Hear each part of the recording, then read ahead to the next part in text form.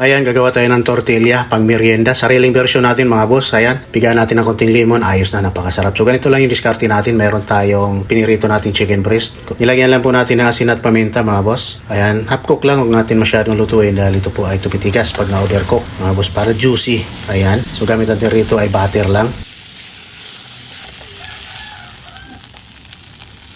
Ayan yung tortilla, ginamit natin, nabibili po yan sa supermarket, kagaya ng Pure Gold, SM. Ayan, tinapay po yan na ready to eat na. Pwede na lang natin po siyang initin, ayan kagaya niyan.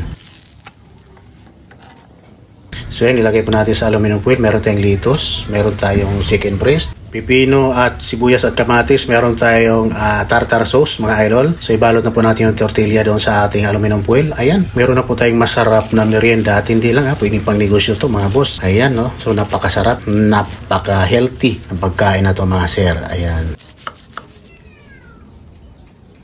Sa mga gusto mo pala at naghahanap ng ating kalan, super kalan, nasa comment section mga boss. Kung gusto niyo umorder.